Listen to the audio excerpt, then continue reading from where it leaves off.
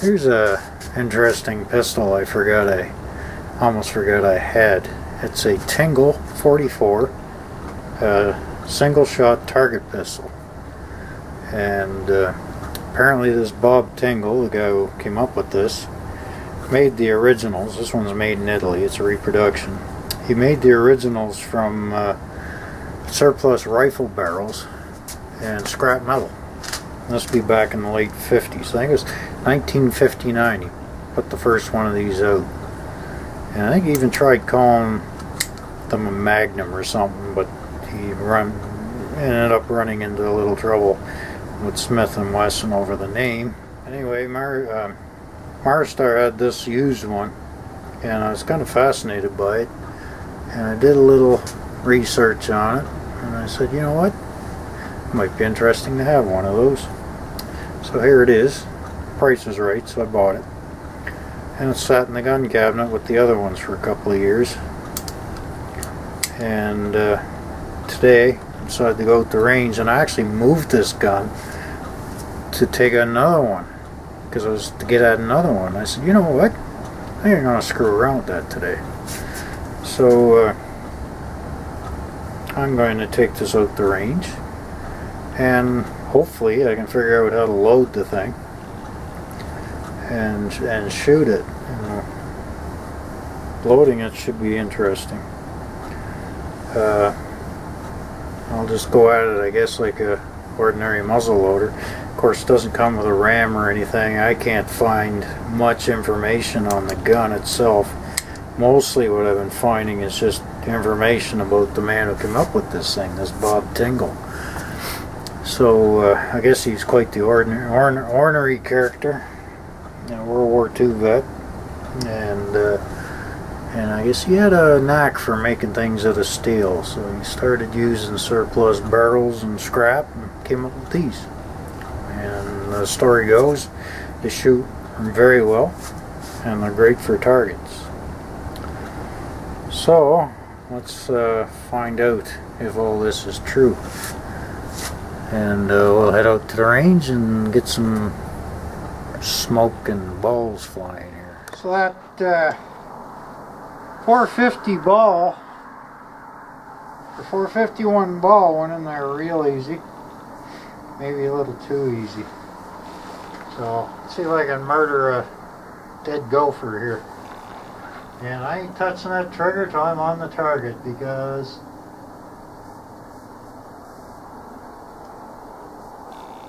it is super light.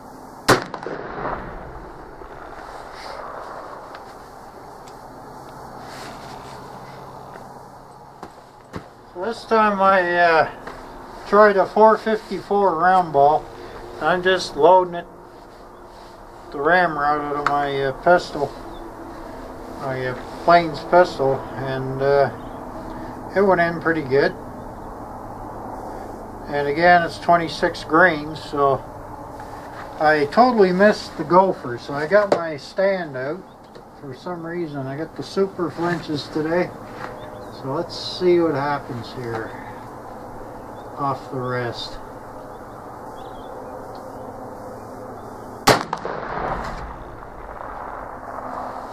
I'm telling you, man, that trigger, you just think about it, and that thing fires.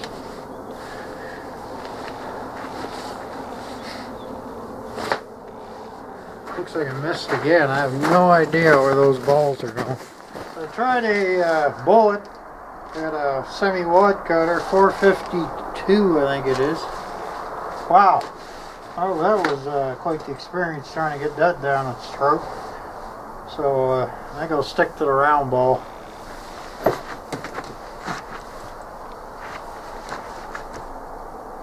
See this thing shooting high or low. I'll aim for the bottom of the gopher there and see what happens.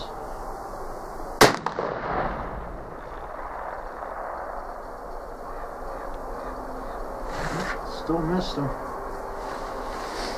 You do get quite a spray in the face, so wear glasses.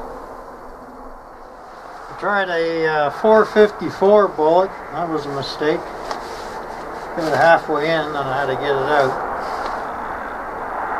So I went back to the 454 round ball.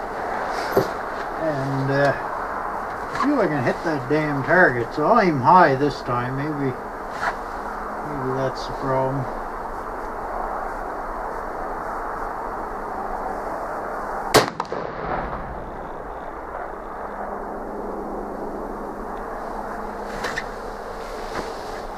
See, I missed again. So it must be a one of those caps like going right down there. The issue may be windage.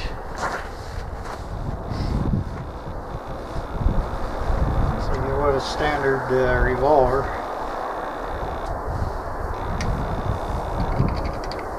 And I'm actually using bore buttons.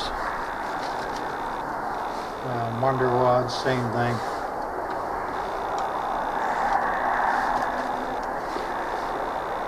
That's a 50 cal ramrod, fits in there fine. Now I got the bore butter in my pocket because it's cold out. I'm just putting a little bit around the edge of the barrel.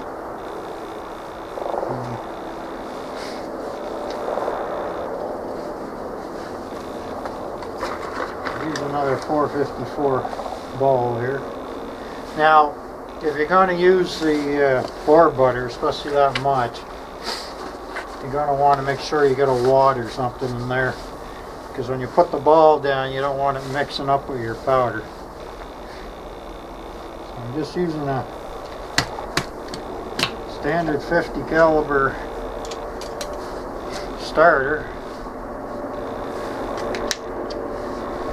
Now this rod's a little short, so that's it though. And a number 10 percussion cap.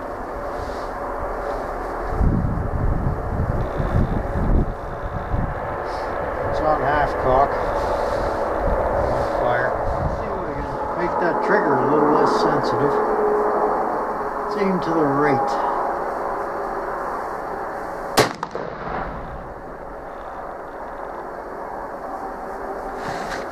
Idea where that bullet's going. I nicked the very top of that gopher target, so unfortunately I don't know which shot did that. So I'm going to switch over to 50 and see if that shows me where things are.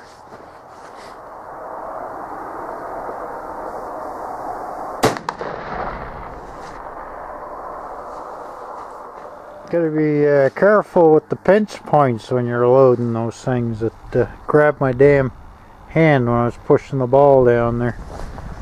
She's kind of an evil thing to load. Aim lower this time and see what happens.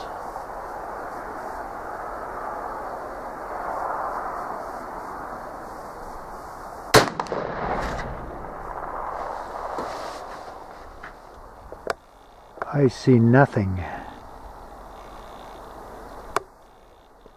I aim right under the target this time.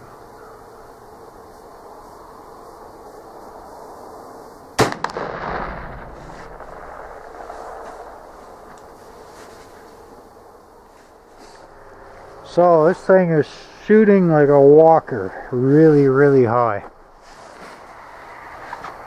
Aim really low with Mr. Gopher here and see what happens.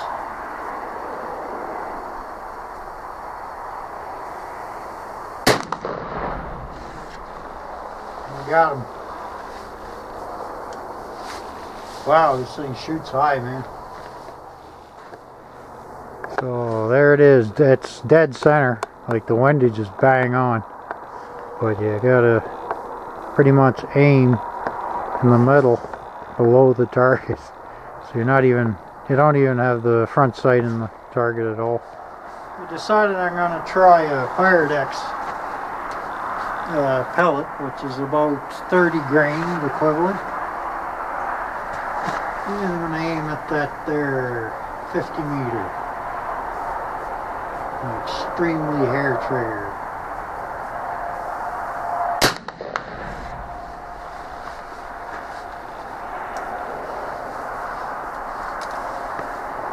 worked.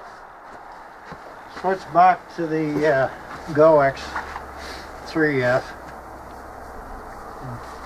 It just shoots, seems to flight better. So we'll go at the 50 again. I'll aim a little higher. Go right on the base of the target.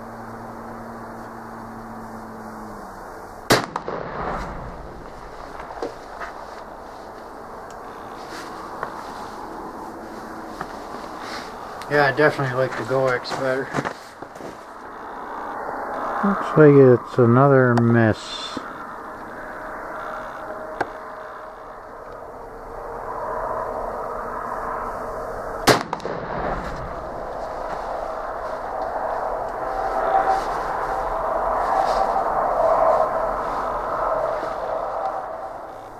Nothing. Another miss.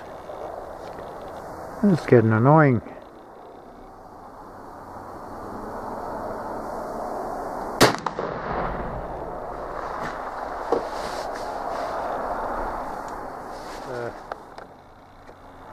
The guy, he ain't gonna multiply. So you want the front sight just coming up on the bottom edge of the rear sight. I was trying flush with the top like I usually do.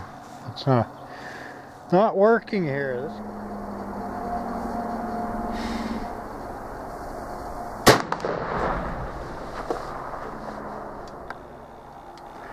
Right at the top of the target, right on the border, just top left of the center there. Put 2 inches. She took a hit there, so it's still shooting high, but at least now I know where to hold.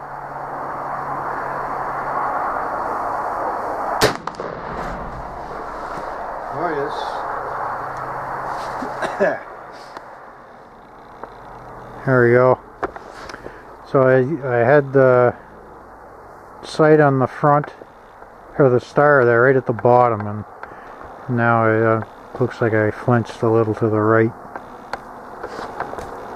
Well, at least I know where I'm at with the sights now. Figure I'll take one more shot at that gopher. Now they know where to hold, I'll try it freehand or standing. Oh yeah. Yes.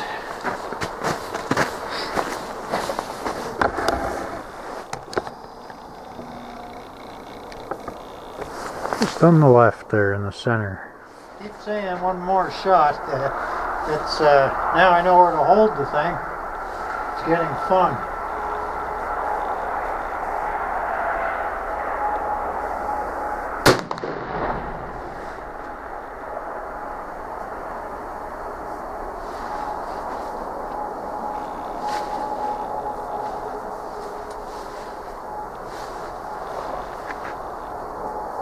Figures I miss it that time. That was my first adventure with this Tingle pistol. It looks like a revolver, but it's a muzzleloader. And I think once a fella gets onto it, they could have a lot of fun with this. And I'm just starting to figure it out. I never did clean it. I've been between putting the wad down on top of the powder, and I'm putting quite a bit of bore butter in the end of the barrel to make that ball go down easier. The last two shots is with a 451 round ball. It's starting to snow. And it seemed to do alright, but the 454 you can feel it going through getting into the rifling, which is what you want. So I liked it. This gun, it's different. It's really different. The only negative thing about it is when it fires, it tends to spray a little bit back in your face. You can feel some of the powder the gases are escaping. It's not bad, but you should wear glasses anyway. With this kind of gun, maybe safety glasses would be even better. But other than that, figuring out where to hold the sight, and despite how crude those sights look, well, the front one's really nice, but I think if a fellow put a little touch of white paint there, I'd be gunning for the 100 meters with this thing. Normally with this style gun I like to just stand and fire it, but I was using the rest there just to find out where the hell this front sight needed to be. It's quite the gun. It's got that nice case hardened frame on it. But yeah, I will be coming out with this fella again. The Tingle 44 muzzleloader pistol.